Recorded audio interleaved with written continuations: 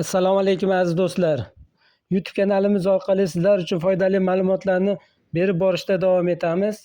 Bugun biz ukrainskaya sim karta LifeSell ni o'rnatish, balansini to'ldirish, tarif tanlash va roaming uchun gigabaytlar sotib olishni ko'rib chiqamiz.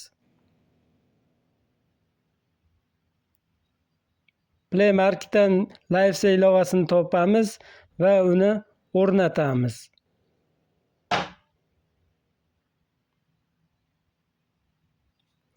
LifeSell ilovasini o'rnatib oldik va uni ochamiz. Tilni tanlaymiz va keyingi bosqichga o'tamiz. Demak, bularni o'tkazib yuboramiz va davom etamiz. Birinchi qatorda tanlaymiz va nomerni kiritamiz.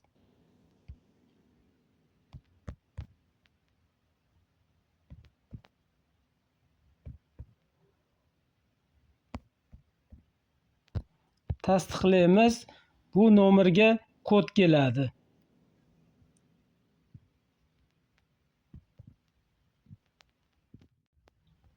Kelgan kodni kiritamiz.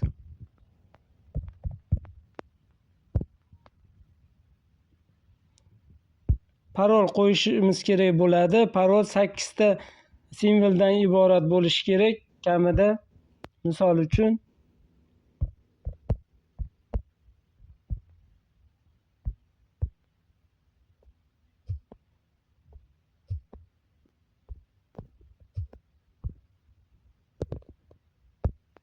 va tasdiqlaymiz.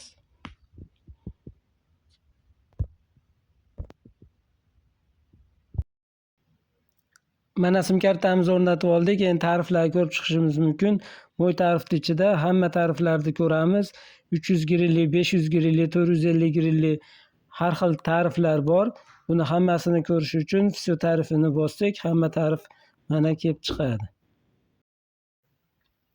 Demak, biz arzonroq tariflardan birini, ya'ni 300 grilli tarifni tanlashimiz mumkin. Buning uchun biz 300 grill maksimum balansimizni to'ldirishimiz kerak. Bundan tashqari bizga roaming uchun gigabaytlar kerak bo'ladi. U paketlarni sotib olish uchun yana qo'shimcha bizga grill kerak bo'ladi. Demak, grillni olish uchun biz balansni to'ldirishimiz kerak bo'ladi. Balans to'ldirish uchun Poполнить balansni bosamiz. Bizga kerakli summa bilan balansni to'ldiramiz. Misol uchun 500 grill va kartani tanlaymiz. Karta nomerini kiritamiz. Misol uchun va uni muddatini kiritamiz va 3 ta raqamli zashtni kodini kiritamiz va Оплатить tugmasini bosamiz. Bunda agar ba'zi kartalarda to'g'ridan to'g'ri yechib olishi mumkin, ba'zi kartalarda tasdiqlash kodini so'rashi mumkin. Buning uchun bank kartasining ilovasiga kirib, tasdiqlash kodini bosib, tasdiqlab qo'yish kerak bo'ladi. Demak, to'liq o'tgandan keyin asosiy menyuga o'tamiz.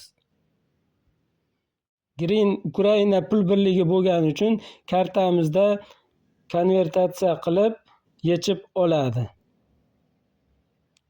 Demak, biz endi 500 grill balansimizda pul bor. Endi bunga tarif sotib olamiz. Ya'ni tarifimiz 300 grillli tarifga kiramiz. Misol uchun hamma xohlagan tarifini tanlaydi. Bu Ukraina hududida ishlash uchun. Lekin bizga roaming kerak bo'lgani uchun biz arzonroq tarifni tanlaymiz. 300 grillni ham 190 ligini tanlaymiz va подключить tarifni bosamiz.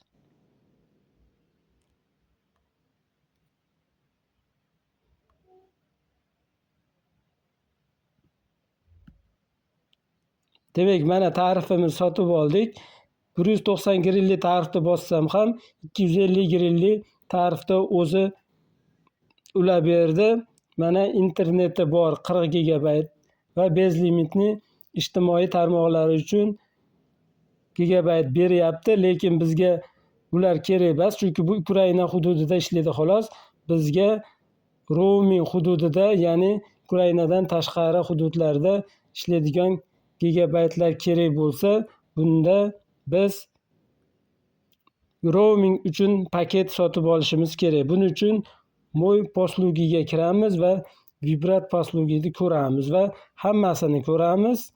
Hammasida biz roaming uchun alohida bo'limiga o'tamiz.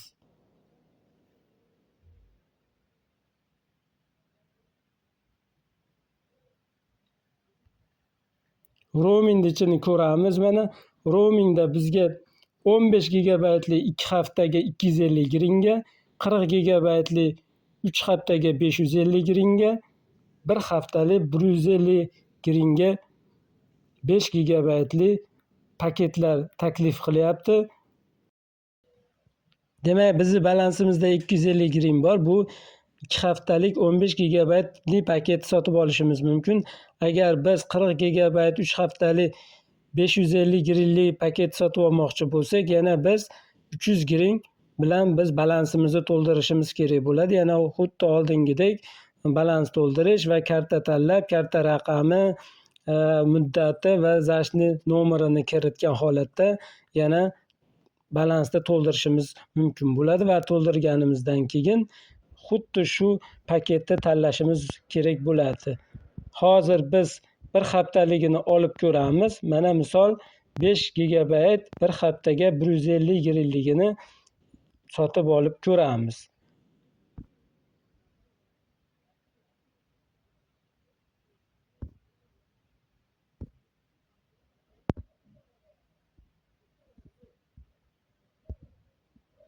Mana biz 5 gigabaytli bir haftalik internet paket sotib oldik.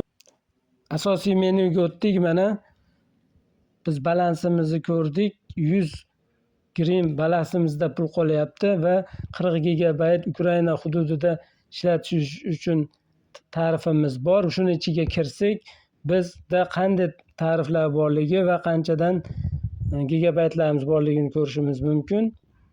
40 gigabayt Ukraina hududi uchun, 5 gigabayt roaming uchun. Bunda pastdagi knopkani bosib turib, shu tepadagi ikkita pitichkani ham belgilab qo'ysak, bizda asosiy menyuda shular ham ko'rinadi. Asosiy menyuga o'tamiz. Mana asosiy menyuga qaytganimizda mana bizning tarifimiz va roaming gigabaytlarimiz ko'rinib turadi.